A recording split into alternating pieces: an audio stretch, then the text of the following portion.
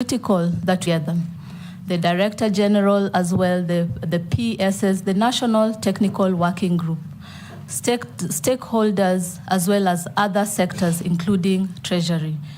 We also need to involve the community. It is imperative that the community is informed and that they are aware and they own the SHI. Without the community owning it, implementation will be difficult. And so we need to strengthen communication, receive feedback, and analyze. In the consultative process, we need to conduct a situational analysis to see the strengths, the weaknesses, opportunities, and threats for the implementation of the SHI, and come up with priority actions to intervene and support in a seamless way. So, as I said earlier, community ownership is critical. Equally, we need to strengthen the operations and the logistics. If we don't have enough financing for the SHI, then the implementation will not be seamless. Equally, we need to address the logistics challenges that may arise during that. One of the challenges that I have seen Kenyans talking about is the Linda Mama. And before coming even before you, honorable members, it was raised to me. And I believe that it is critical that we have a transition plan or a transition guideline to ensure that our mothers and our children can access care even during the transition process. Thank you. Majority Leader. Thank you, Honorable Speaker. CS Nominee Debra, I see you have a very good experience from your professional background and having worked in the private sector in healthcare. And one of the issues that probably might have come to your attention is the ills that bedeviled the defunct NHIF. And the move by government, and I'm certain you may have taken keen interest on the Social Health Insurance Fund and the challenges that are there now with the Social Health Insurance Fund. One of the problems that we've had with the NHIF is collusion between staff at NHIF and private medical care providers, unfortunately including faith-based ones. And we have seen exposés in the media of very small private hospitals raking in millions, hundreds of millions from NHIF. I would want to hear what, having looked at SHIF, which I'm certain you must have looked into, what are the measures you intend to put in place should you be approved? One, to curb the theft that has been witnessed in NHIF by both the public and private medical practitioners, especially owners of private hospitals. Two, how do you intend to leverage on technology to ensure, one, that you bring down the cost of healthcare in this country? There are hospitals that will charge NHIF 200 shillings for paracetamol. There are others within the same vicinity that will charge the same fund 30 to 50 shillings. How do you intend to utilize technology to curb some of those things? You may proceed to answer.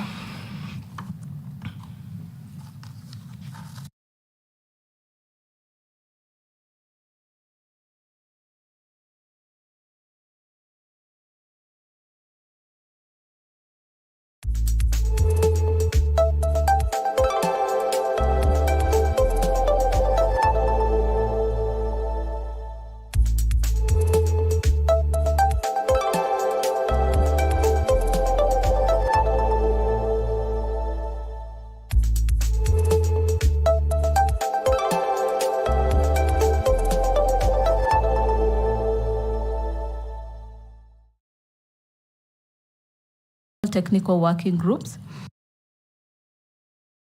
the NHIF, among others, including the community who are receiving the services. And with this, we need to conduct a situational analysis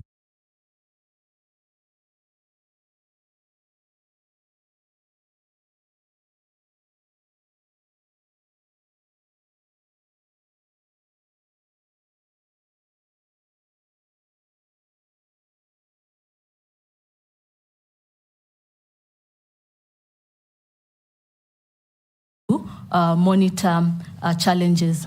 And this needs to be implemented first on a phased approach, but ultimately at a national level. And that way, we'll be able to monitor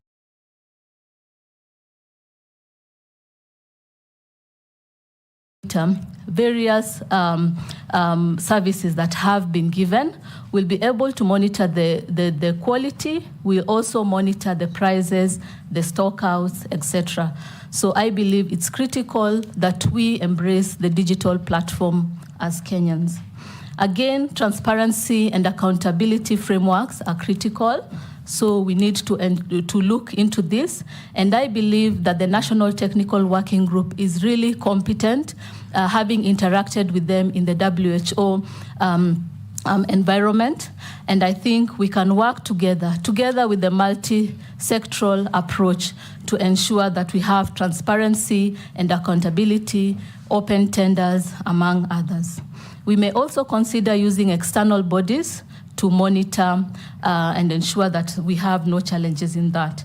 And leveraging on technologies, I believe it's time that Kenyans embrace telemedicine and also embrace the digital platform as discussed earlier. Junet? Thank you, Chairman. Chairman, my question to Dr. Debra is, Madam Nominee, as you are aware, health is majorly a devolved function. Health matters happen at the county level. But the problem this country has encountered for the last 10 years or so, since the new constitution and that devolved health functions, is because there is no seamless working system between the national government and the county governments. It is devolved, but you'll see a lot of things are happening at the national level. All the complaints are at the national level. And these things are supposed to be at the devolved, because the dispensary at the village there is what matters. So how do you intend to make sure that health is really devolved and resources are taken to devolved units so that people can get the services at the road there, I mean at the village there? And my last question is, you can see health, the number of medical students also are increasing. And the number is becoming big. There are more health workers that are being trained, even as doctors. But the institutions that are training them now are becoming deplorable, in a very bad state. Do you think that will compromise the quality of healthcare or the quality of services Kenyans get? Thank you very much. You may proceed to answer. Through you, Honorable Chair, I would like to respond to the Honorable Member regarding the health, the devolved government. So again, a consultative approach. I believe we need to involve the national team as well as the county government to have open dialogue and come up with interventions. We need to look at the situational analysis and see where are the strengths, the weaknesses, opportunities, and threats. And from there, we need to come up with priority interventions. So I'm coming out of the government, but I believe having open dialogue, having consultations, and coming up to ensure we understand where the national team stops and where does the county begin.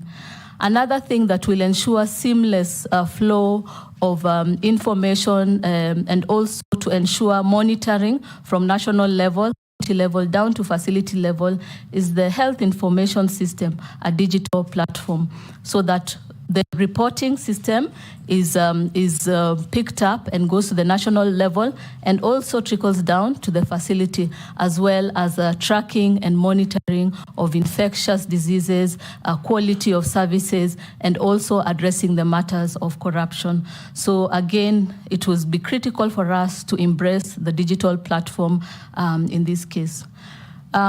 Regarding the medical students, what I would say is the health workforce is a critical pillar in health systems. All our health workers are important. The doctors, the nurses,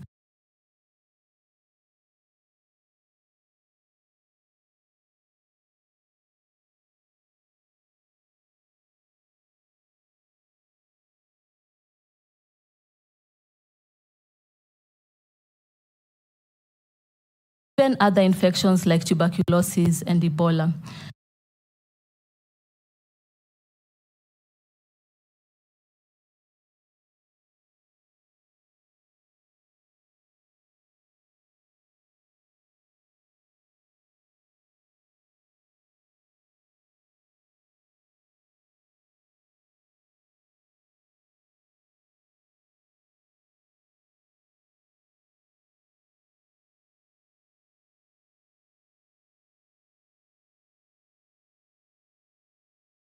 Of these doctors or nurses and other professions working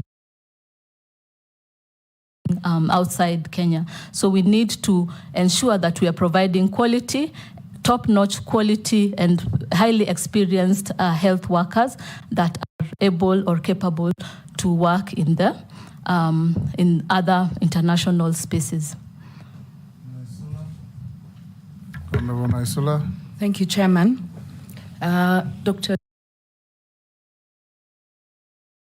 Debra, my question is that the instances where doctors have been going on strike have risen, with the recent one being the interns in July 2024.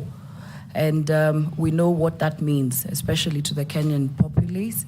I'd just like to know how, moving forward, you'd like to resolve this issue, looking at the root causes so that it doesn't recur. And also we have the community health promoters, where they're also saying that there's stipend delays, it is low. How do we just ensure that people who work in the health sector, because it's a very important sector, are taken care of in terms of their remuneration and also their welfare? The last question to you is that whether you understand the magnitude of the ministry that you will be leading. You have very critical departments and areas. We have KEMSA, you have the malaria control, you have the AIDS Council, you have the ministry itself, you have a chief, you have all that. How will you ensure, or what leadership skills will you use to ensure that the policies that you put in place, you implement, cascades to all those departments, and not, because we see in health department and also some of the big departments in this country where a CS just wakes up one morning and start issuing different directives, right, left, and center. I would like to know what leadership skills you will use to ensure that does not happen.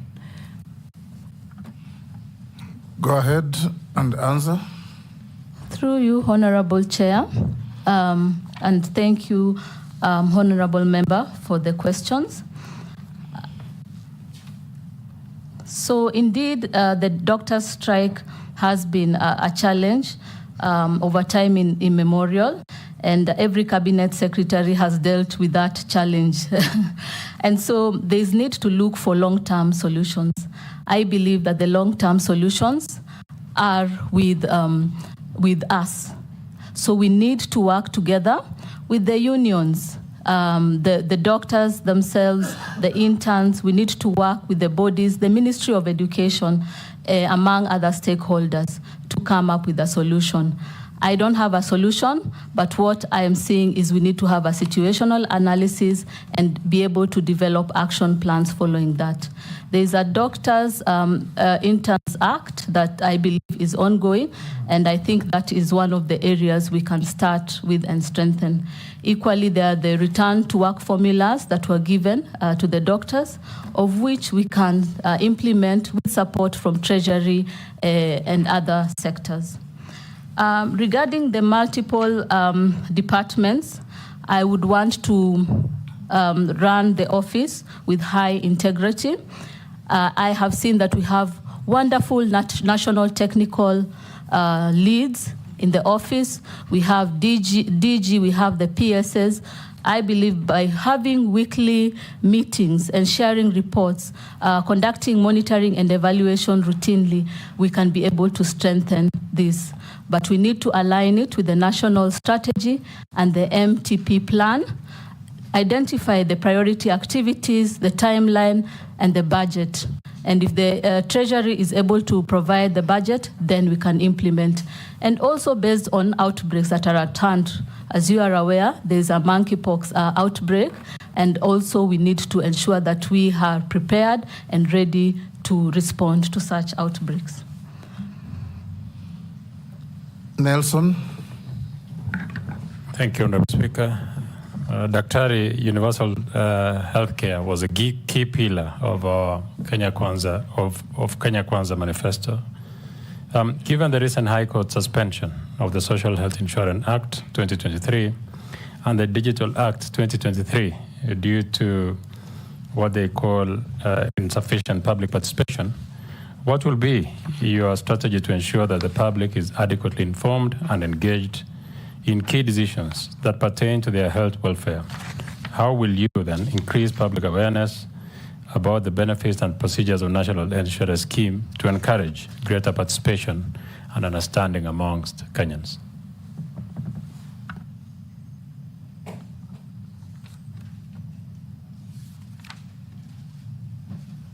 Through you, Honorable Chair. Thank you, Honorable Member, for the question. Indeed, I'm a believer of accessible, affordable, quality of care to all Kenyans, including the orphaned, the vulnerable, the needy in our community, the widows, among others. So I believe that we need to embrace a universal health coverage. Right from the community level, with the community health promoters, I have worked in the Eastlands, and I have seen the critical role they play in terms of bringing health back to the community.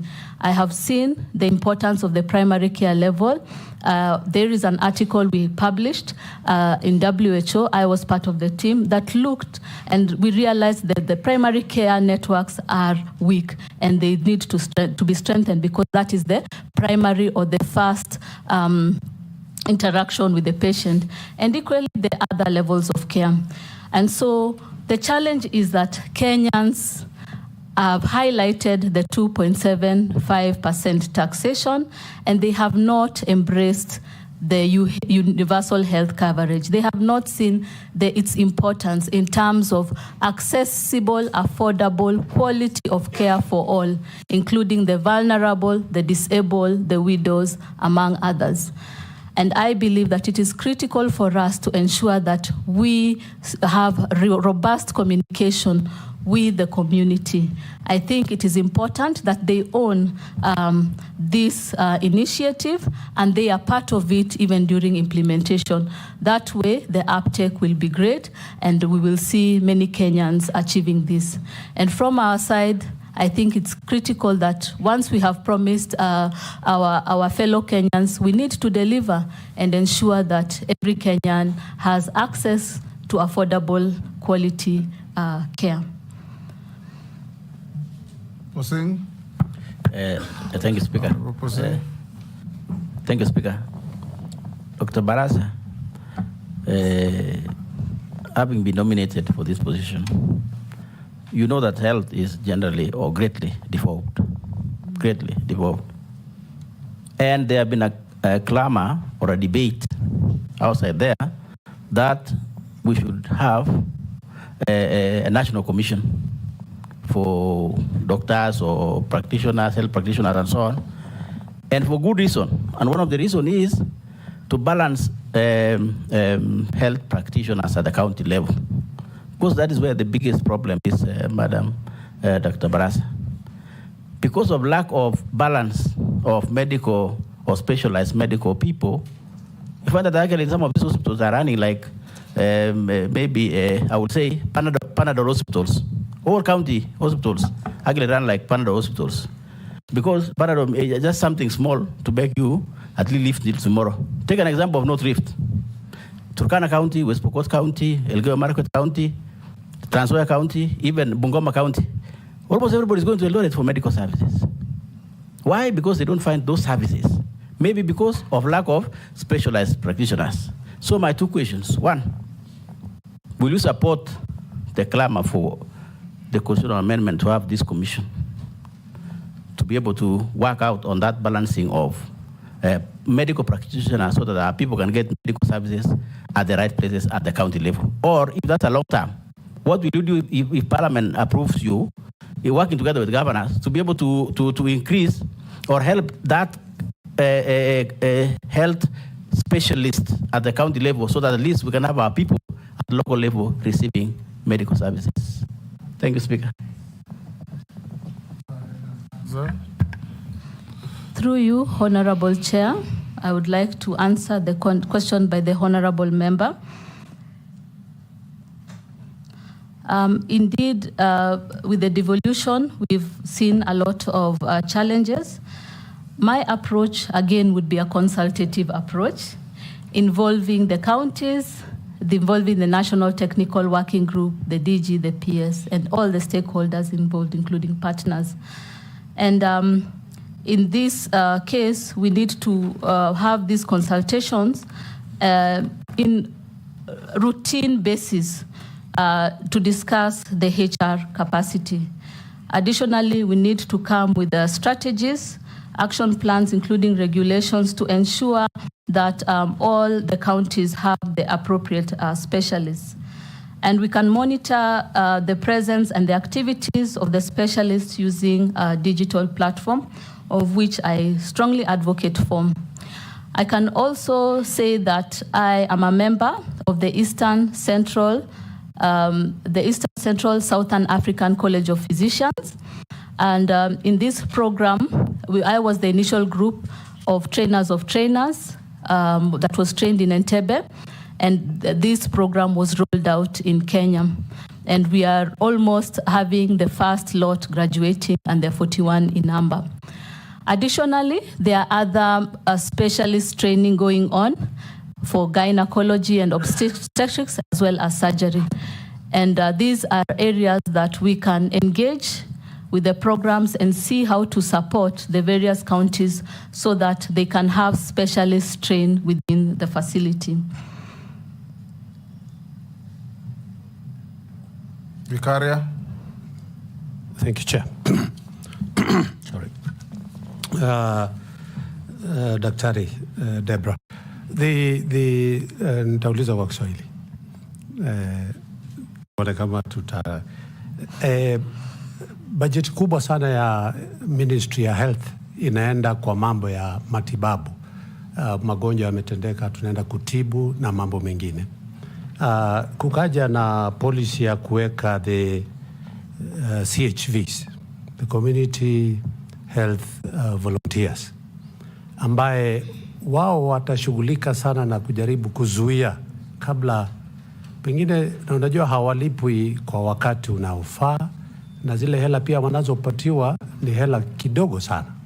Pengine njia gani utatumika kuona kama wataweza kupata hela zao kwa wakati unaofaa na pengine kuongeza juu kidogo ndio waweze kusaidia kwa kuzuia kabla haijafika ile ya kutumia hela nyingi ya kwenda Pili, watu wengi wanapata ajali, emergency na mambo mengine, magonjwa ambayo pengine hayaku ama kama ni accidents za barabara.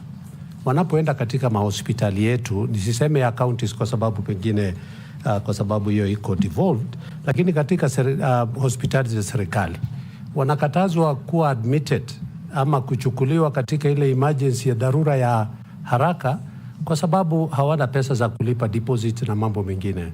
Pengine ni njia gani utachukua kuweza kufanya hali hii isiwe ni kitu cha kurudiwa vile tunavyoona kila wakati? Asante.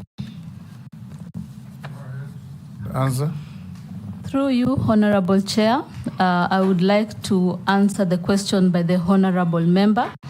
Indeed, the community health program is critical because it brings health back to the community. And community health workers are a strong pillar in health system strengthening. And so we need to embrace them and support them. working in Fikiria Jamii, which is which has 17 clinics in the Eastleigh region, the eastern side of Nairobi. It covered Shauri Moyo, Huruma, Mathare, Kariobangi, part of Korogosho up to Kayole. We were able to strengthen the community health program. And what we did is ensure that they were bringing mothers for antenatal care, bringing children for immunization, distributing disinfectants, providing preventive promotion care and rehabilitation, because they were part of the community. And the work was marvelous, and I'm happy that the country is embracing the community health program. And so we need to support them, and again, a consultative effort involving the multiple stakeholders, so that as a team we can come up with action plans and interventions. Equally, we need to involve other sectors like the Treasury and see if we can have funds to allocate for their support. Additionally, partners are critical, as well as the CSOs. So we need to involve partners to collaborate and synergize our efforts in order for us to have the fruitful implementation of community health programs and universal health coverage in general. For the emergencies, again, even as we transition, we need to ensure that they are covered, and we need, even in the UHC program, part of what is covered is emergency conditions. And so I believe that by incorporating this, all Kenyans will be able to access care even in emergent situations. Honorable Robert Mbui. Yeah, thank you, Mr. Speaker. Nominee, corruption cases have been a major problem in the health sector. Some time back, there were those clinics that were bought, containers that were being charged at about 10 million a piece, which was highly exorbitant. And recently also, you've seen when we had COVID, there were scandals at KEMSA, and there was even a recent scandal under this regime, which led to the dismissal of the PS then of health. What will you do to minimize, or if possible, completely eradicate this menace of corruption in that health sector?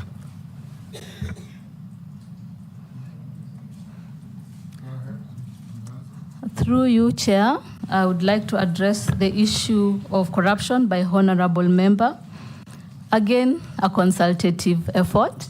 It is important that we think strategically, involve the various stakeholders involved, the National Technical Working Group, the PSs and DGs, to understand, to conduct a situational analysis and see where the gaps are.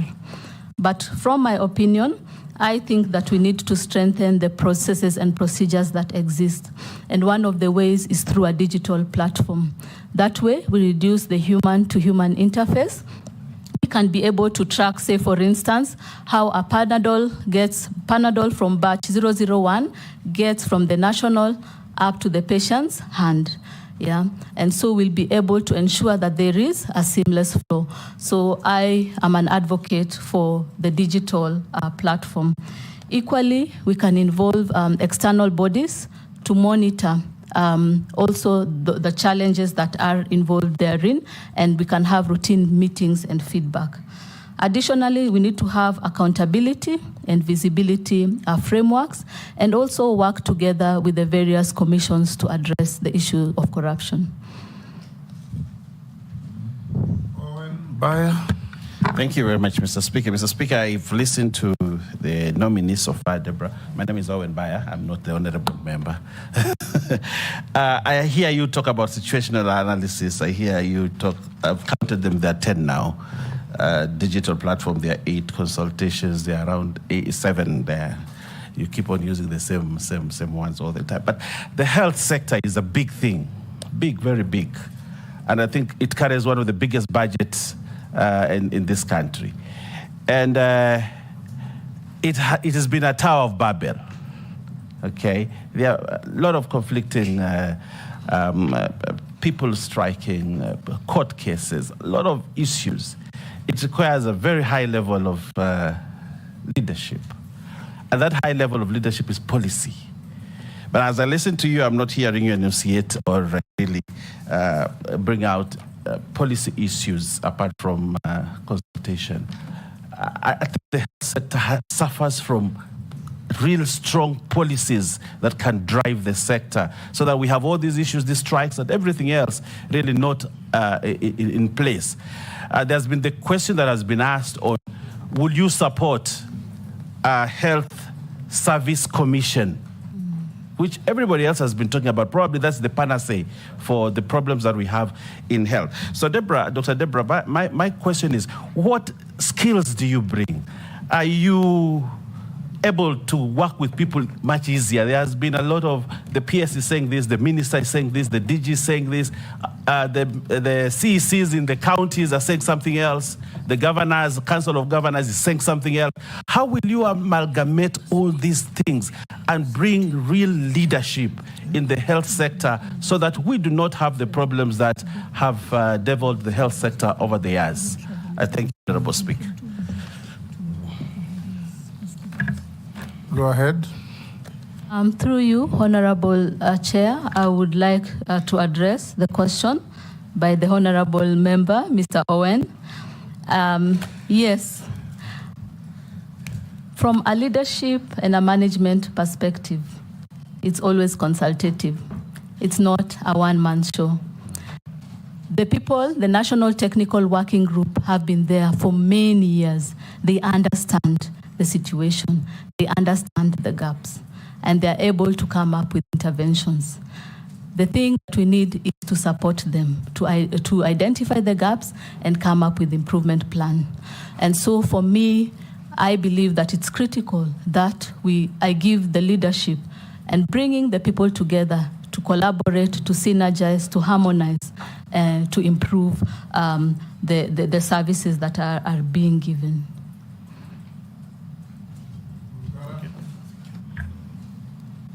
Thank you very much, Mr. Speaker. Dr. Debra, two very quick ones. Ministry of Health is one of the most important ministries in the country. It's for the rich and the very poor, it's for everybody. And what is bedeviling people living in the villages is we have small dispensaries which have no drugs because county governments are not able to stock them. And Kenyans are crying over whether really we should have this under county governments or we should actually revert the entire ministry to the national government. If a law ever came to revert the ministry to the national government, would you, if approved as the CS for health, support it? Number one. Number two, again from the same scenario, everybody goes to a hospital. As soon as God helps you recover, you have no money to settle your bill, and even through Arambes, you have all these problems, and eventually hospitals, including public hospitals, start detaining patients. And the converse of that, sometimes you may die, and the hospital detains the dead body. What policy would you put in place to ensure there is a balance, that you cannot be detained in hospital forever when you've recovered, or you can't have your body if you're there? Your relatives cannot have your body detained forever. At one point, there must be a stop to that. What sort of a policy would you put in place? And answer. Through you, Honorable Chair, I would like to address the question by the Honorable Member.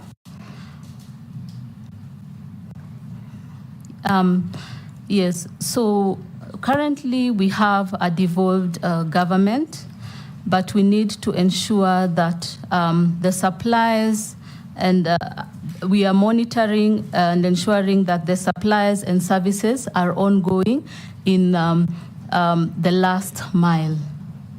And that's why I'm encouraging the digital platform. I have seen it work. I have seen it work in Fikiria Jamii. I've seen it work in Mater Hospital. I have seen it work in the World Health Organization. I have seen us track medicines coming into the port and distributing it across Africa. We can monitor. We can also ensure quality. We can monitor and ensure that the health workers are in the facilities and they are conducting activities as needed. So a digital platform is the way to go. There are many challenges that we face. There are many teething problems that will come. But when we have that, then even the counties can sit in their offices and be rest assured, looking at the quality, tracking on the medications, what is out of stock, etc. So a digital platform is critical. And again, about moving from county to national level, a consultative approach. We need to be strategic, yeah? It's not one man making decision or one woman in this case. I believe that we need to involve the county governments, we need to involve the national team and come up with the best interventions to address this. Debra, before you go to the next question, please do hand over your documents to the clerk's team so that they can do verification while we are going on. The Honorable Ferdinand. Oh, you have one more question? The retention of dead bodies and recovered patients until money is paid to various hospitals. What will you do? That's what the Honorable Member has asked. Yes. So strategically thinking, we need to consult and see what are the gaps, what is causing this, and then involve Treasury. It's money. Yeah. So I'm coming out of government. So my first agenda will be to review these cases with the national technical team and the county government to identify what is causing or contributing to this challenge. And from there, I believe we'll be able to get interventions. Ferdinand. I think it's more or less the same thing, but all I'm saying,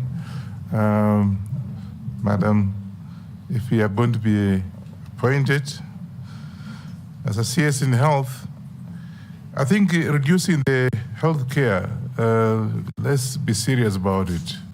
As my colleague just mentioned, it's very, very serious, a crucial item as we members of parliament. Even now as I'm sitting here, there are phones coming from my constituency. Please, we have got Harambe, yeah? But then of course you as a PS, you are coming in, should be able to have very strategic plans so that the expensive treatments like cancer, which is again coming up every time, should be able to come up with something very, very strategic for us to reduce the cost of treatment and of course affordable access to health care. Come up with something that can be able to save these members of parliament in having Harambes every other day, because somebody is going to India. Instead of us, somebody come here, had 2-3 cases where somebody went to India and he died there. So, and everybody now comes to me, how do you get the body here? But more so, this so-called cancer drugs, which is actually is an issue in this country. So come up with a plan. So I see your experience is very wide. So let's hope that you're going to have that kind of plans to be able to assist us in this. Can you say something? Statement, Dawood? Thank you. Just take into account the positive statement made by the Honorable Ferdinand. Thank you, Mr. Chairman. To Dr. Debra, first, NHIF, will you change the system, or whichever it comes, that patient can only go to one hospital, nominated hospital, and if somebody gets sick anywhere in the country or anywhere, they cannot go to any other hospital but just one. Secondly, I don't know if you answered the same question by my colleague. Would you consider that all health workers be moved to a health service commission, just like the TSC? And thirdly, the National Assembly passed my bill of cancer prevention in April. And with that bill, it talks about getting more oncologists trained, and because we've got 40,000 people dying of cancer, it's even higher than even COVID. COVID did not kill as many people as cancer does every year. And what do you think you would have interventions to train more people and have more cancer treatment centers in the country? And the last one is level 4 and level 5. So I'm not talking about dispensaries. Would you think that level 4 and level 5s should come back, like the referral Kenyatta Hospital, to the national government? Because 70% of the funds in the health ministry are held by by your ministry, if you are confirmed. So do you think level 4 and level 5 should be taken over by the national government from the counties? Thank you. 3 questions. 1, he says, will level 4, 5s be transferred from the counties to the national government? The second one, about the cancer treatment.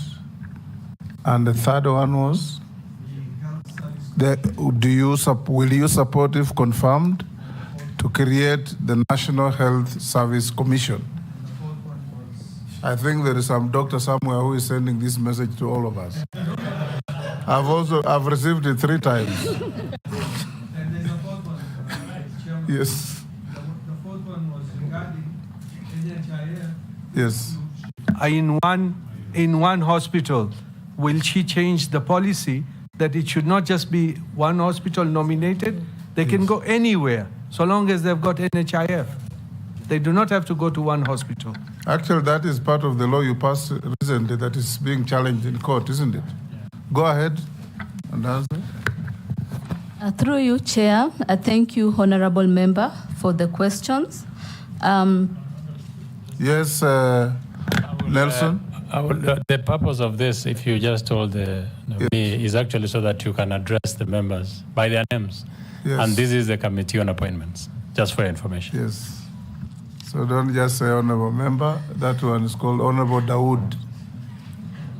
Okay, My humble apologies for that. Yes. I will address them by the names. Go ahead. Thank you, Honorable Dawood, for the wonderful questions. First of all, I would like to talk about local production of medicines and consumables. I think that Kenya, we need to embrace this. Local production of medicines, the health products, is really one way to reduce the costs of medication. And so it's an area that we need to embrace as Kenyans, and based on the budget, then we can consider strengthening this. In addition, regarding the NHIF, the universal health care looks at offering accessible care, affordable care, and quality of care to all Kenyans, including the vulnerable and those with disability, among others. And so the issue of only being able to be seen in one hospital is not part of the universal health coverage. And hence, I believe that once we have implemented the UHC, first of all, the community health promoters will be able to improve the prevention, promotion, rehabilitative interventions within the community. So even for cancer cases, they'll be educated on preventive measures, and those who are having terminal illnesses, rehabilitation will be ongoing.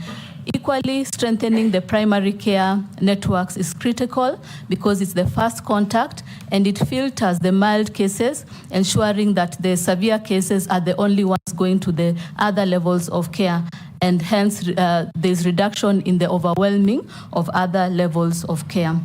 And so I believe that we can have this as accessible, affordable, quality care by strengthening our community health promoters or the community health programs, as well as the primary care networks, and ensuring that we are offering quality care across all levels of care. So regarding the specializations such as in oncology, as discussed earlier, we have the East Central Southern African College of Physicians, which is a program that is running in multiple hospitals within the country, supporting doctors to specialize. We may also consider having this for other specialists, including the nurses, and see how to see how they can grow career-wise as the health workforce, and that way we can also have access to care. For the doctors at the national team, I believe it will be a consultative approach. I cannot make that decision myself. I believe that it's critical that I involve the whole team, the stakeholders, the partners, and other sectors to be able to see how to address this issue. Point of order, Speaker. Which issue? And I thought if it is about the commission, health, what is your opinion, nominee minister? If you say consultative, what's your opinion as the leader? You support, you don't support, even before you do consultation. What is your input? What is your mind?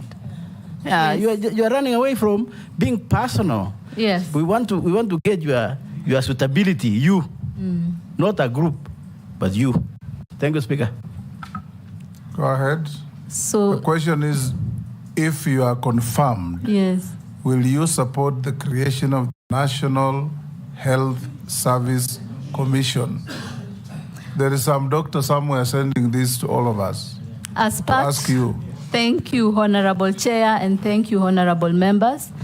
As part of the doctors' fraternity, I support the National Health Service Commission. Thank you. Go ahead, Mary. The one for level 4, 5 to move. I'll help you to ask. The level 4 and 5, Honorable Dawood, I believe that is critical. To refer to the interviewee, even as minister, she has no capacity in law to lift level 4 and 5 from the counties to the national government. It must be a legislation and an agreement between the two levels of government to transfer. So even her opinion here will be relevant. Mary Mase. Thank you, Chairman. Dr. Debra, I put it to you that for you to be able to realize your policy objectives, you must have adequate or sufficient financing. But when you look at the Ministry of Health, and especially health research, it remains significantly underfunded. And when you look at the budget of the ministry, there is notable dependency on donor funding, especially on research, disease control and management when it comes to control of malaria, HIV, AIDS, name them. My question to you, from your experience in the health space, what are the barriers to achieving optimal funding in health research? Secondly, there are a number of hospitals, if you are approved by Parliament, there are a number of hospitals across the country that have been built through World Bank funding, GOK, and have remained unoperationalized for a number of years. Beautiful structures. Case in point is in my constituency, Amukura. Beautiful structure. They are not been operationalized, no furniture, nothing. So if you are successful, please do an audit of all such hospitals across the country, ensure they have been operationalized so that there's value for money, and before you start building others or advise for others to be put up. I think that the last one, just a comment. Thank you.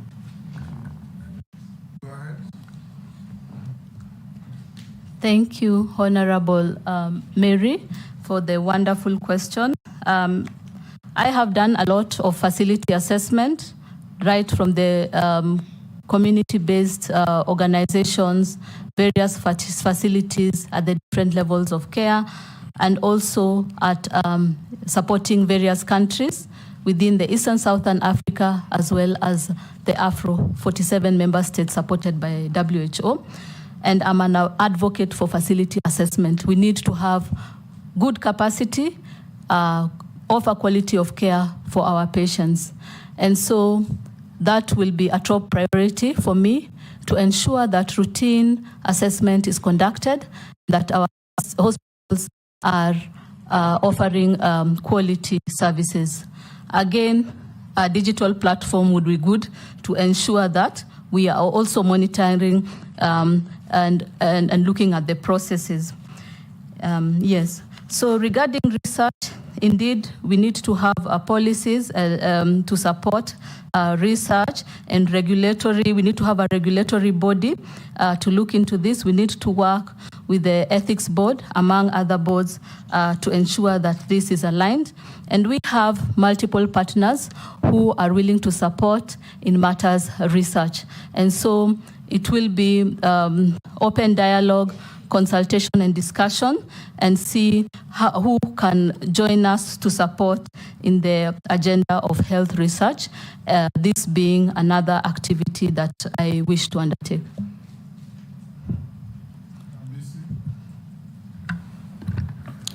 Thank you, Mr. Speaker.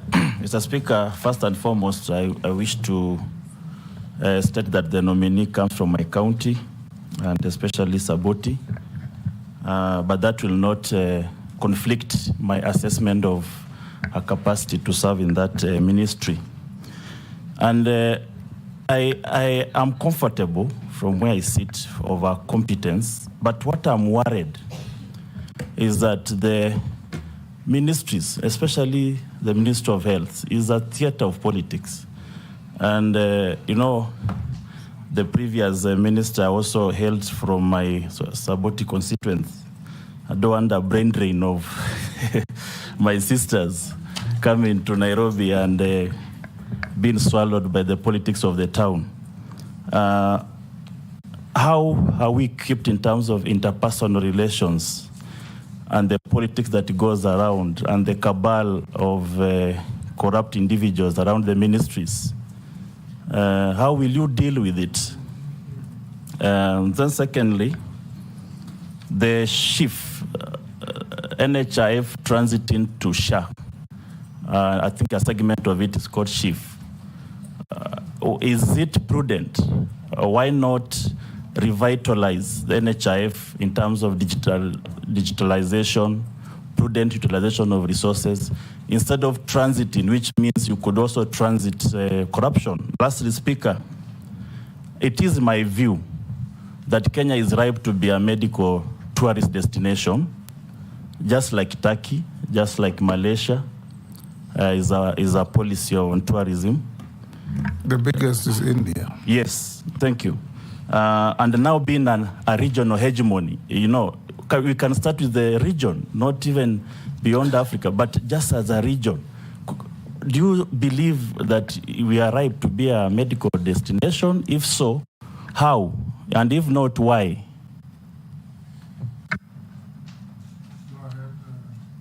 Nominee? Thank you, Honorable Member. And indeed, I love your last statement about having Kenya as a tourist destination. Having worked with the World Health Organization, Eastern Southern Africa, that covers the Eastern and Southern Africa region, it's actually based here in Nairobi, It's in the Kenyatta University Teaching and Referral Hospital. It is a regional office. And I have seen the tremendous things that have happened there. We've had expatriates come to stay here with the family, and that has increased. Our Kenyans have been employed through this. Tourism has also expanded, and also some of the products that they buy that are utilized in the office are being bought from Kenya. Equally, as they look into developing infrastructure, most of the time they're using local products.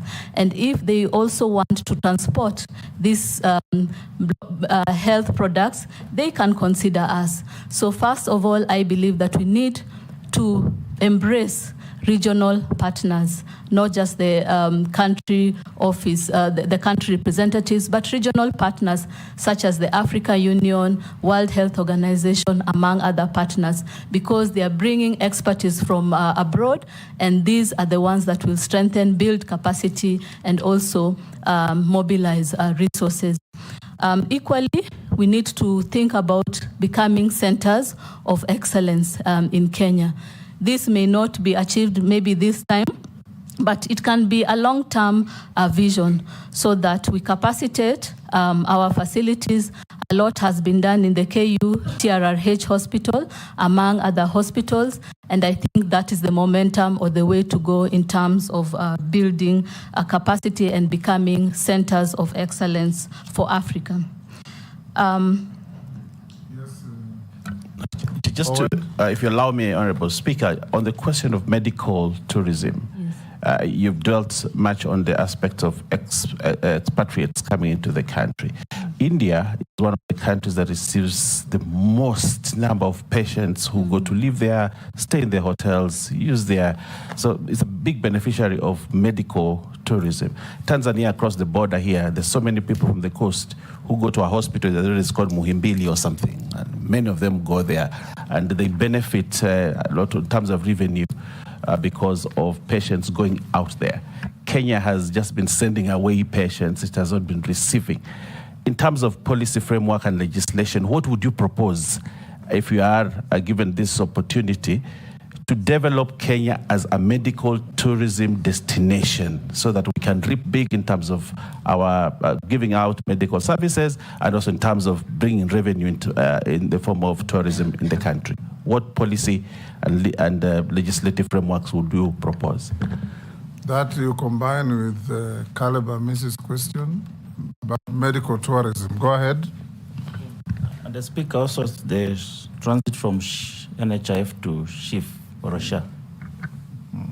Go ahead.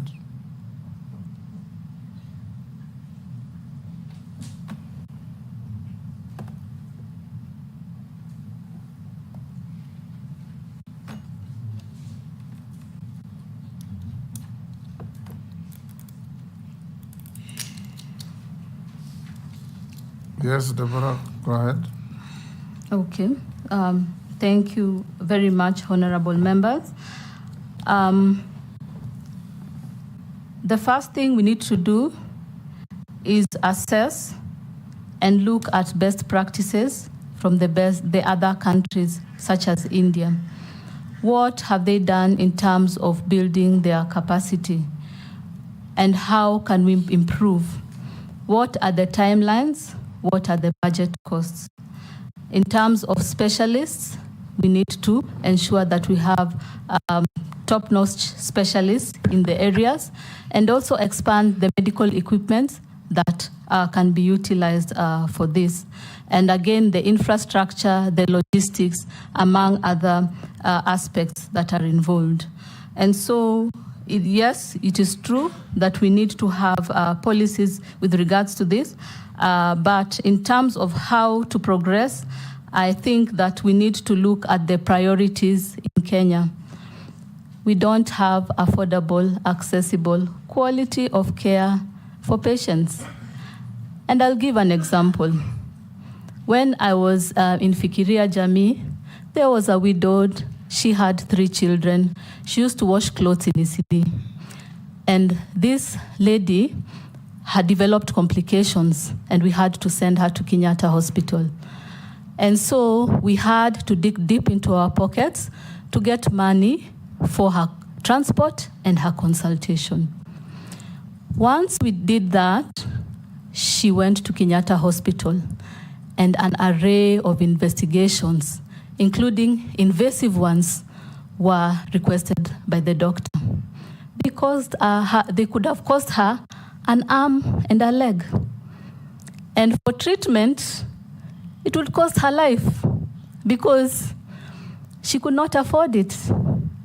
So coming back, I think we need to have our priorities right. And that is offering affordable, accessible care to all Kenyans, the vulnerable, the needy, the orphans, the widows, those who are unable to support themselves. And after that, we can think long-term of having Kenya as a medical hub.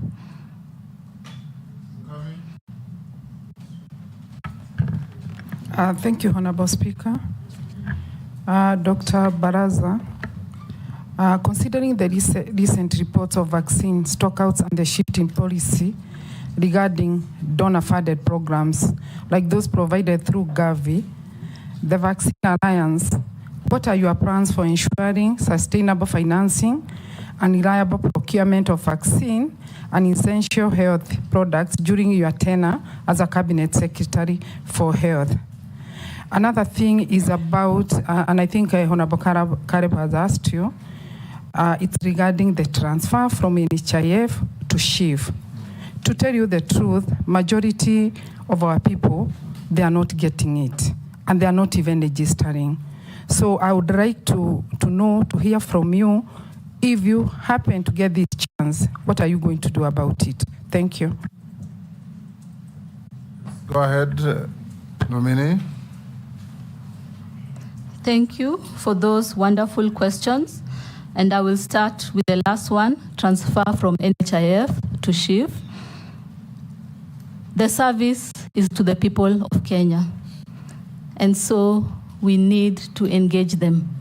They need to own it. They need to understand it.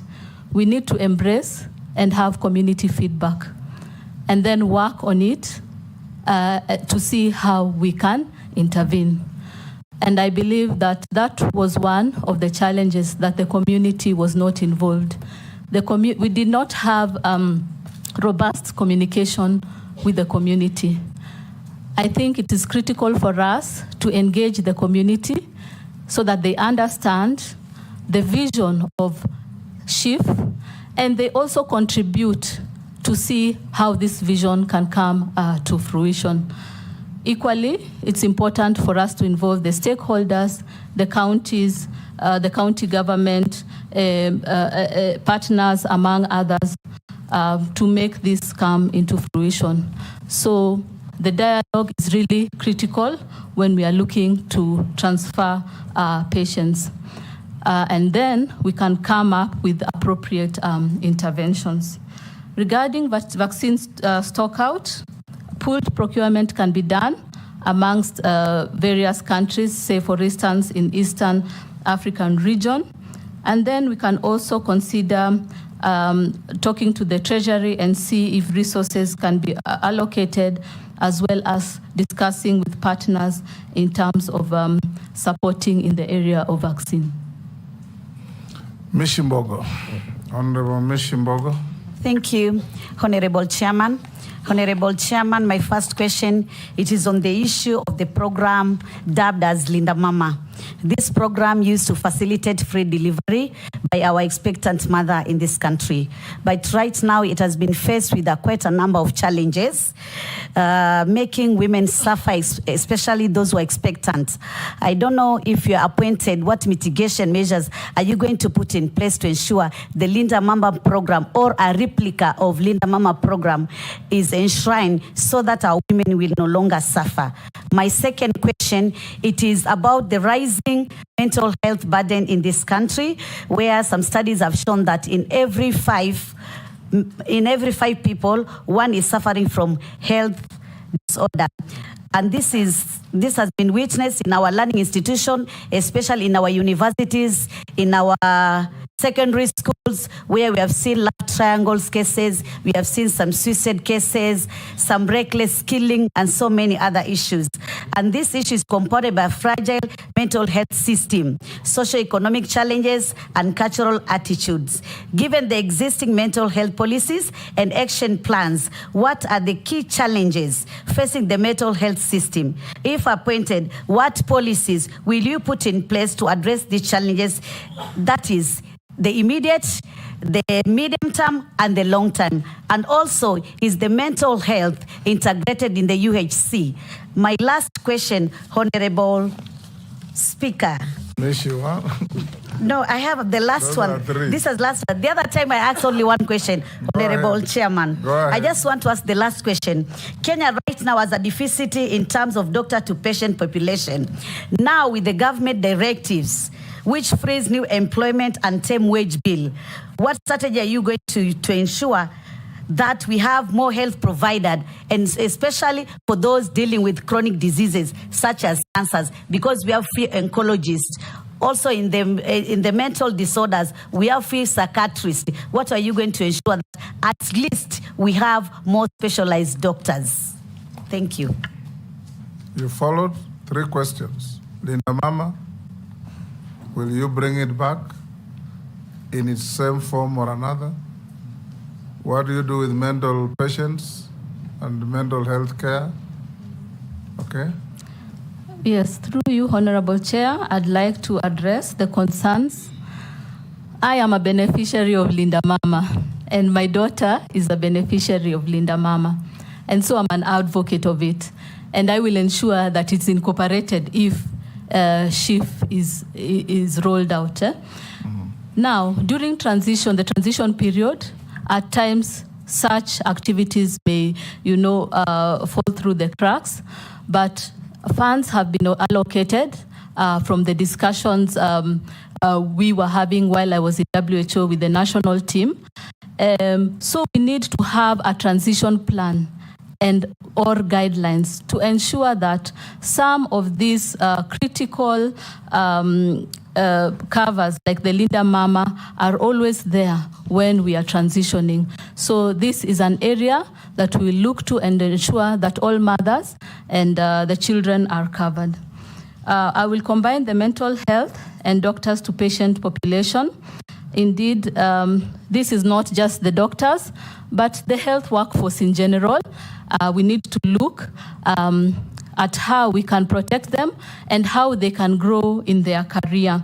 And so I will engage the universities and other training programs such as the Eastern Southern College of Physicians, the surgical programs, the obstetrics and gynecology programs, and have deliberations on other programs that we can have in the country for our health workers to progress in their career, because we can have even clinical officers, nurses specializing in mental health, in matters oncology, among others. Equally, it is critical, again, as I said earlier, to strengthen community health programs and the primary care networks with mental health specialization or professionals that have been trained in mental health. And so these are areas that we can look into addressing. Sharia.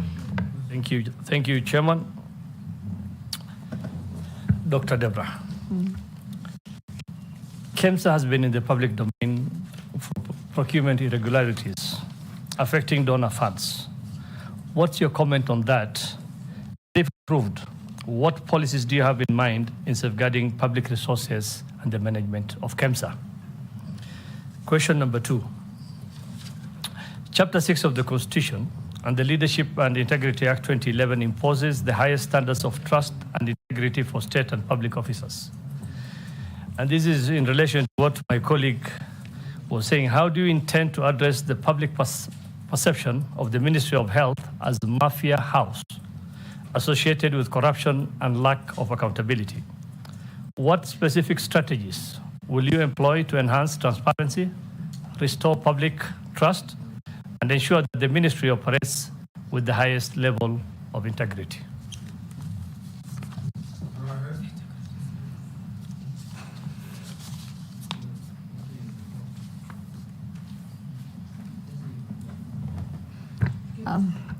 Thank you, Honorable Member, for the wonderful question.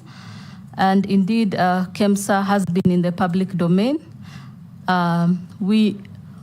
What I intend to do, again, is to strengthen the processes and procedures, and that one of the areas is looking at the digital platform, as well as having external bodies conduct routine auditing. Again, visibility and accountability reforms, as well as engaging or a consultative approach to involve other sectors such as ESCC to look into these issues. We need to have transparent tenders, and I will hold my office with high integrity according to the laws.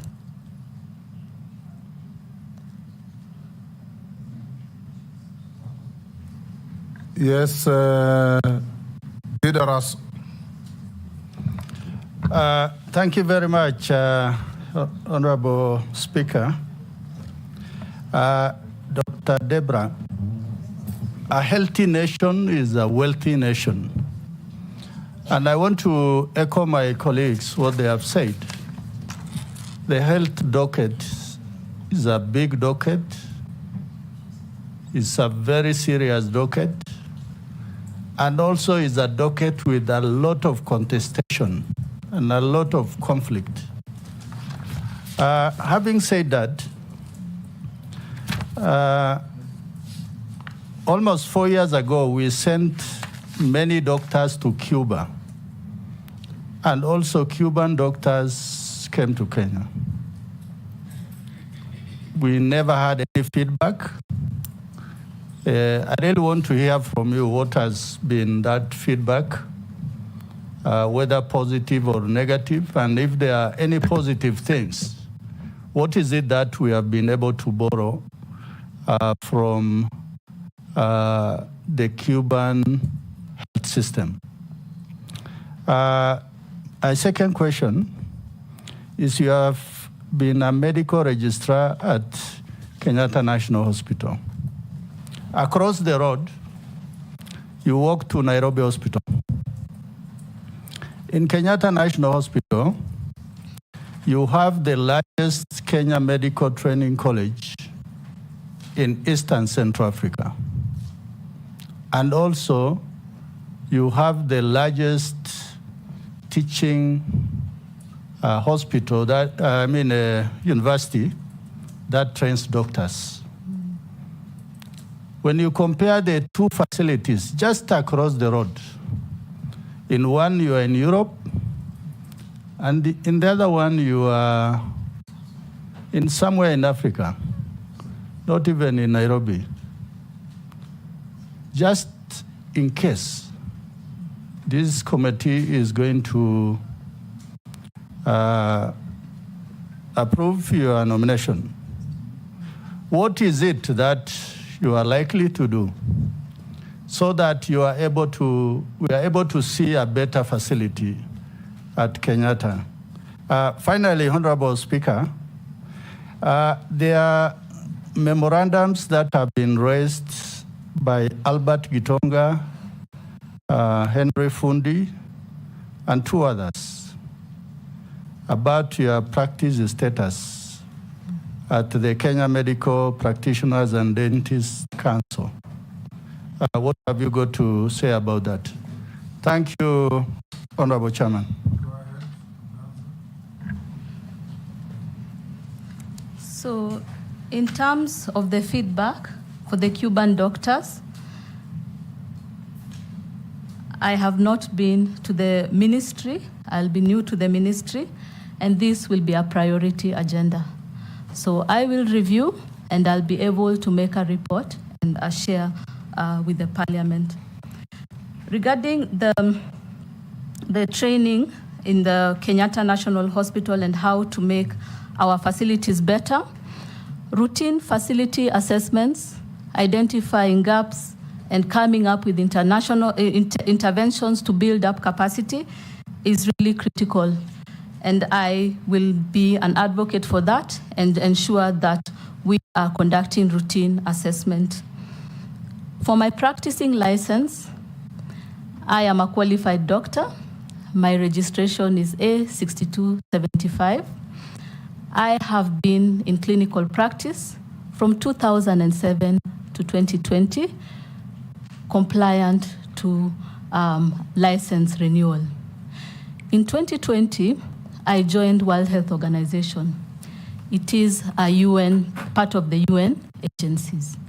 It is an international, independent entity with no affiliation to any member states.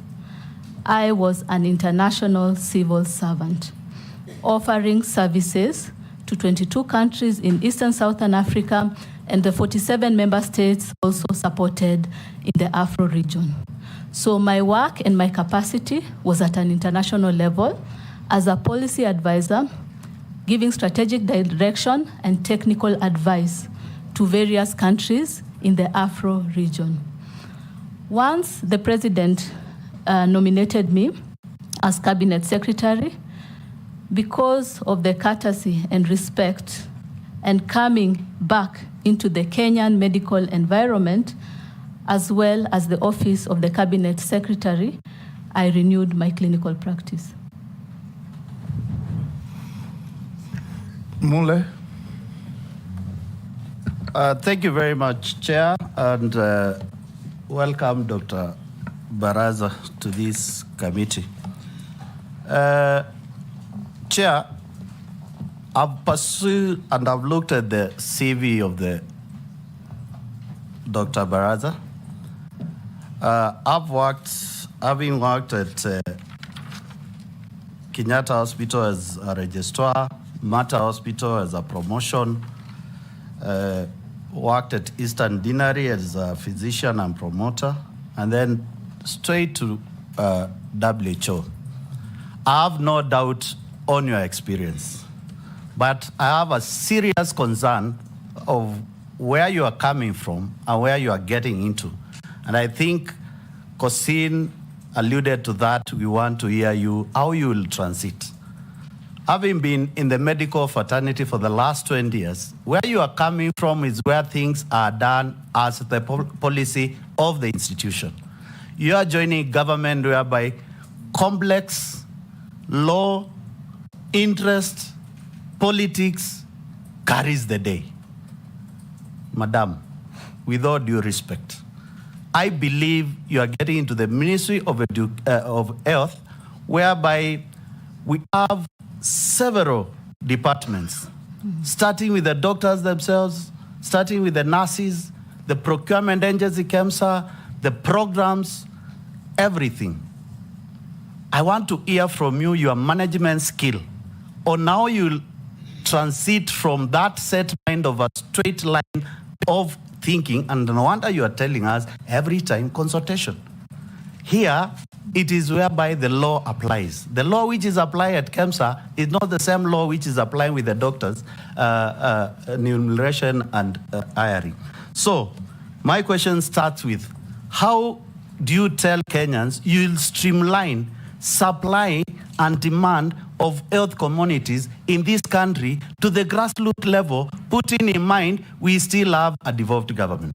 Secondly, from the international community where you are coming from, there are those policies and guidelines which have been given to this country. We must adhere to.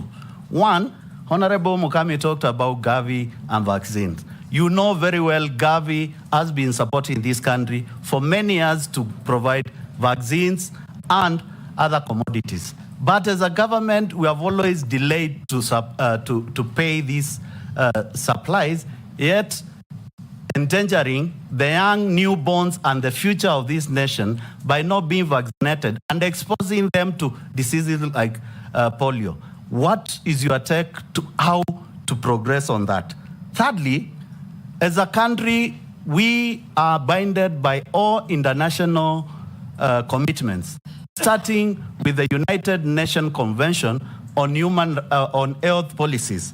And I want to hear from you, how do we get out from donor-funded health programs in this country to a government-funded programs in this country on TB drugs, TB diagnostic tools, HIV drugs, HIV diagnostic tools, vaccinations and distribution of vaccinations to the country, malaria drugs and malaria transmission diagnostic tool. And last, how do you coerce the seamless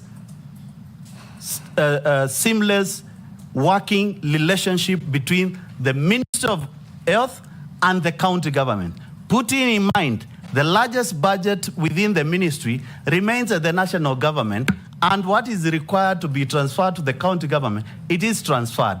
And lastly, what policy are you going to use on relationship on working with the county government and the CECs at the county level to ensure that Kenyans does not suffer anymore for lack of health services in this country? Thank you. Quite a mouthful. Can you answer that? Thank you, Honorable Member. Honorable Mule. Honorable Mule, my sincere apologies for that. And indeed, I sense a lot of passion in matters health. And if hopefully given the opportunity, I believe we'll work together to address some of these pertinent issues. Yes, so again, this will be a priority in my agenda to understand the situation and come back with interventions, seeing that I will be new to the ministry. So the issue of supply and demand, again, we need to strengthen the information system. I think my mind has been focusing on that because I have seen it work. I have seen it work in various organizations that I have worked in. I have seen it being rolled out. I've seen the teething effects, but I have seen the impact it has had. It has reduced on costs, it has improved quality, and it has enabled people to track and see where their stockouts, among others. So we can be able to track the supply of commodities up to the last mile. Yeah? And then we can be able to also monitor other services. So I am an advocate of the digital platform because the human-to-human interface is what is bringing challenges, I believe, in our country at the moment, among other things. So for the vaccines and commodity delivery, yes, we need to allocate budgets to support this, and then we can have pooled procurement of vaccines. We'll also deliberate with the vaccine programs that are currently here, the vaccine production, and see on their effectiveness and their efficiency and the cost implication. So coming from my background, I know the concerns, the teething effects of vaccine production, and I know the members, the nominated committee wanted me to talk about vaccine production, but I think it is important that we go in depth and identify all these things before making commitment. In terms of health policy, for the dwindling donor funds, one of the areas we can consider is health insurance, but again, we need to have community ownership. The community need to embrace it because, you know, there are taxes involved. So we'll need to educate them and make them embrace it. With your support, with the county government support, the stakeholders, the partners, I believe we can make this successful. And equally, there are some programs which are again feeding into the universal health coverage, including maternal to child health programs, the TB programs, and so on. So we can see how to work as a team and synergize our efforts for improvement of services in Kenya. As we sit here, there are Kenyans who are watching, and they have been sending some SMSs to almost all of us. A few of them, they say, in case you're approved, embrace biotechnology and diagnosis, harmonize salaries of health workers. They earn different salaries while doing the same job. Somebody else says there's a program called Edu Afia for students. It was suspended because of fraud instead of punishing the fraud. Another one says advise her to solve UHC staff menace. They get only half salary for full work. Another one says Linda Mama must come back.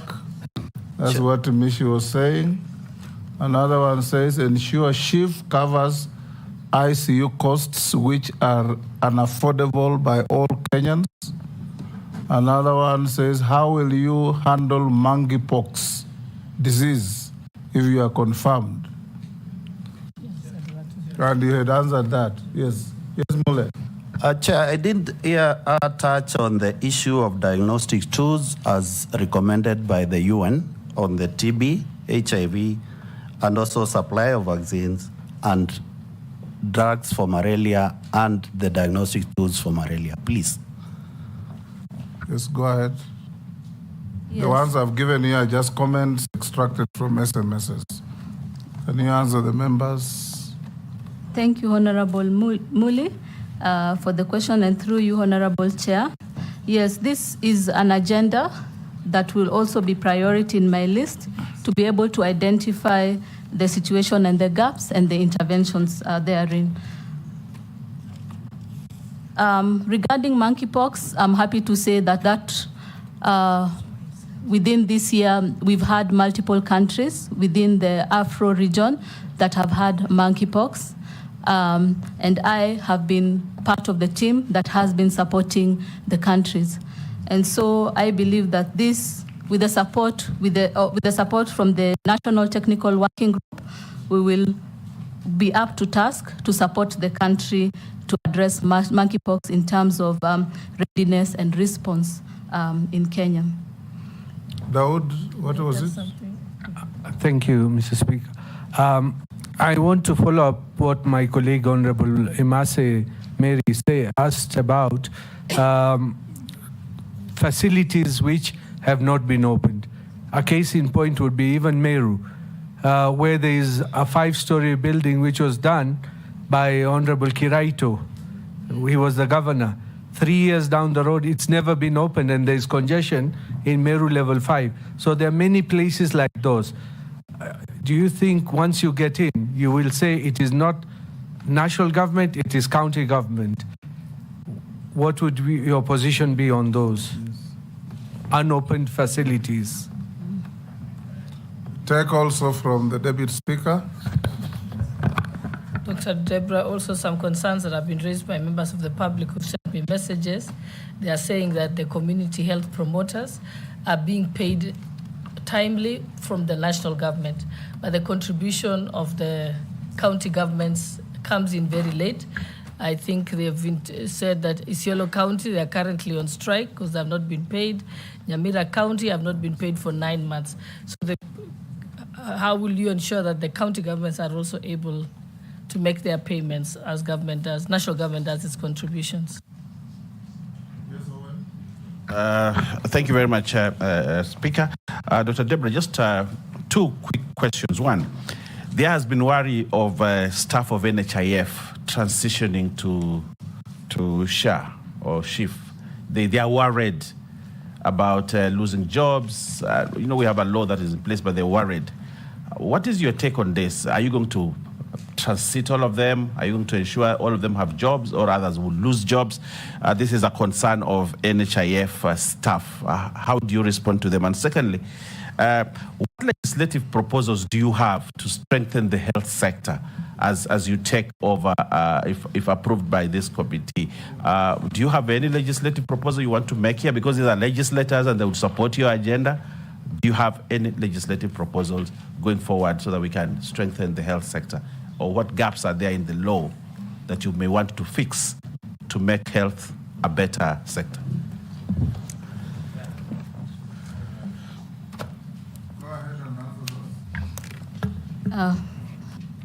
Thank you very much, Honorable Owen, and for the questions that have been raised. So I will start with Honorable Dawood's question regarding facilities and their capacity. It is critical for us to monitor the capacity of healthcare facilities to ensure that they are up and running and they are offering quality services.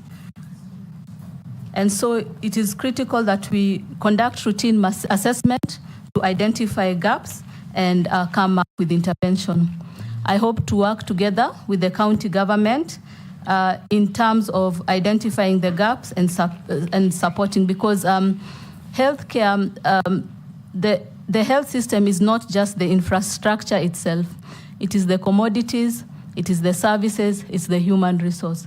So we need to look at all those things and ensure that our healthcare facilities are up and running. And that is a task that I would wish to take up and in consultation with the counties. Again, the community health promoters, indeed, they are a critical component and a pillar for health service delivery. They are the ones who go to the community, supporting preventive, promotive, and rehabilitative activities. And so discussions with the county government on the gaps as to why they are not, the community health promoters are not receiving their money is really important, and it will again be part of my agenda. Regarding the NHIF, I'm still new to the ministry. I will need to review the HR capacity, the number of human resource that is required for the new insurance, but an intervention can be too much and move the HR, depending on their roles and responsibility, to the new area. So again, this is an agenda that we can have with the technocrats to see where the gaps are and how we can move the NHIF, because it is very sad when, you know, the sole provider of a family loses their job. And so this is something that we need to support our NHIF staff.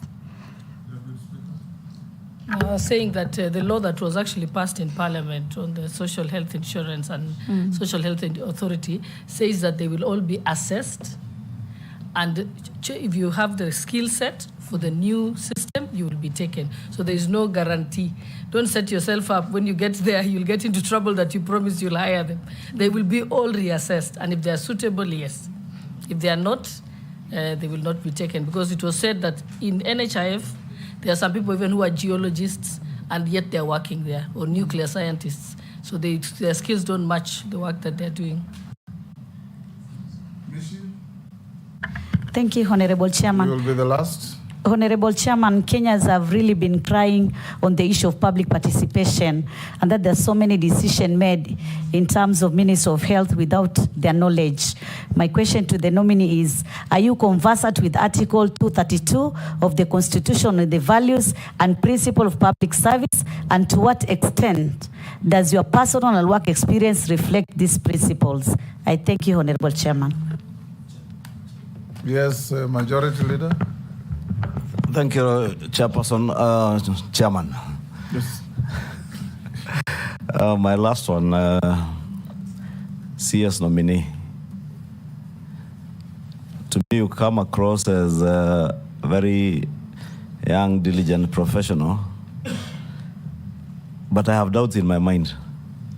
Will you be able to manage the cartels in Afia House? Because the home of cartels is Afia House. It was Christian Mafia House some time back. Do you have what it takes to fight the corruption cartels in Afia House, in NHIF, in KEMSA? Do you have what it takes? Go ahead and answer.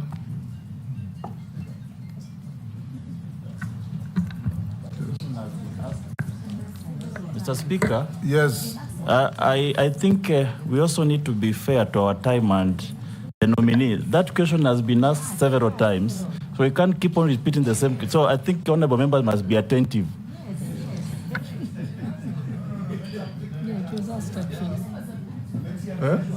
Speaker? Yes. Speaker? Yes. The question of the mafias and corruption was asked, but I think to be fair to the majority leader, he's asked about what he thinks in terms of demeanor. I think it is just more in her direct strategy. And even as you respond to that, I would tell you that the mafias always also say, we have seen many come and go, including the most recent one. So I think as much as that question has been asked, she can respond to it. Isula is taking over my job. Women power. Let's take Raso. Let's not do another round. Raso, just you'll be the last. And the question being asked is very pertinent. It was asked before, as Amisi said, in fact, 2-3 times. Do you have the capacity, the ability, the will, and the strength to fight and resist the mafia at Afia House? That is the question. To have thick skin. Thank you very much, Honorable Chairman. Dr. maybe mine is just one quick question. You have worked at WHO, and there's prescribed number of doctors per patient within a population. What is the standard, and how far are we as Kenyans? Because the UN says 1 policeman to 400 Kenyans. What do they say in terms of doctors, both at the national and the county level per population? Thank you, Honorable Chairman.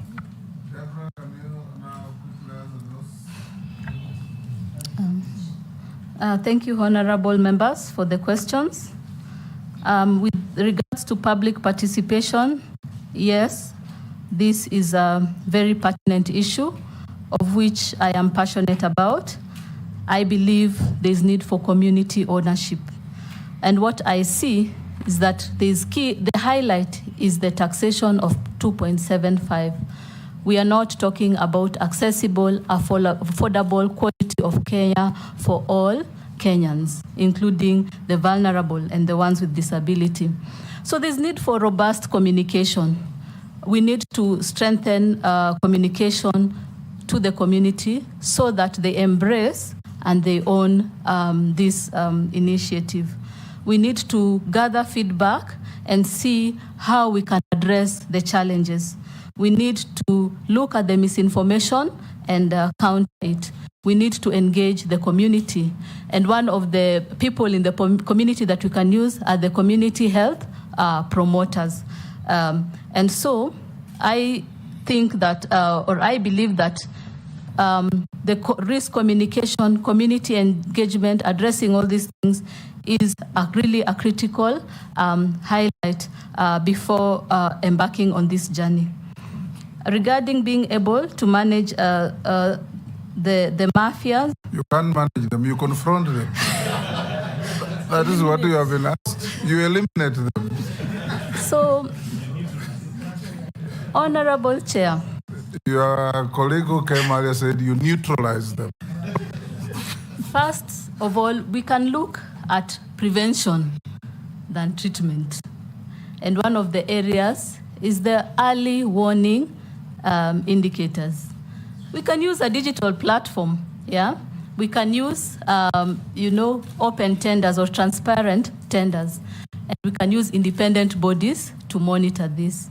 And engaging the ESCC and other bodies in this. Go ahead. In the discussion. So I think we need to strengthen. You have the courage and the will, that is the question, yes, to confront the mafia, yes, and defeat them. I will hold my office with high professionalism and high integrity. Good. But here she can't manage and treat mafia. She has to deal with them head on. She has said that she's going to manage and treat. We can't deal with mafias like that. I think she's understood. You can't treat the mafia, you fight them. They are a criminal enterprise. And exactly. I think Honorable Mukami did not get the nominee right. She said there can be preventative treatment, and my understanding was that preventative in terms of preventing corruption, if I got her right. And what she was talking about, curative, I think is what she was now explaining in terms of working with other agencies. It's only that she's a doctor, she's using medical parlance. Okay. The last question from Russell. What, from your UN perspective, is the doctor-patient ratio in an average society like Kenya? No, we are not quite there, but we are doing well compared to other countries in Africa. So we need to look at improving the HR capacity, not only for doctors, but other cadres such as the nurses. Yes. What are the numbers? What's the ratio? I will have to confirm the ratios. Yes. Yes. Okay. Now, a few formal questions. Other members, a few formal questions. Do you hold any leadership position in any political party? No. Have you ever been adversely mentioned in any integrity-related report or investigation? No, Honorable Chair. What is your net worth in terms of wealth? Okay. So my net worth is a combination of mine and my husband, and it's 455,845,320. You and your husband? Yes. Honorable members, That is Mr. Speaker. Yes. The Speaker. Mr. Speaker. I think because yes, Caleb. Yeah, because this is a House of Records, so I propose we divide into two. Chairman, it is not necessary to be divided into two. It can be another way. Don't break families. Yeah. If they own it jointly, if there's a dispute, the courts will decide.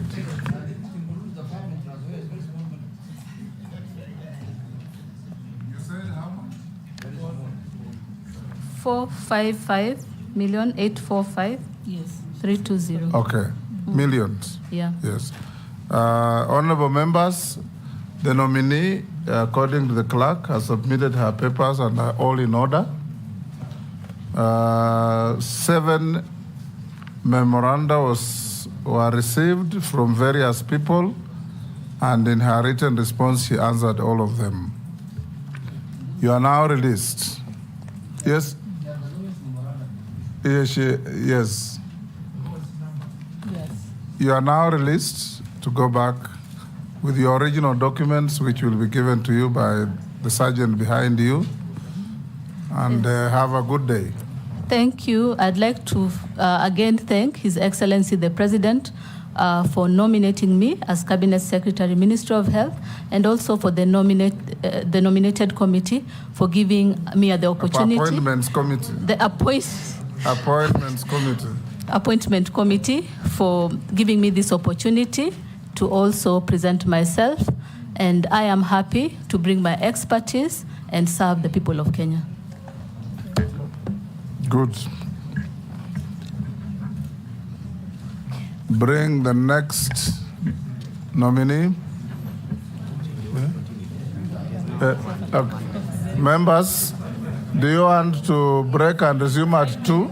How many minutes? 10 minutes.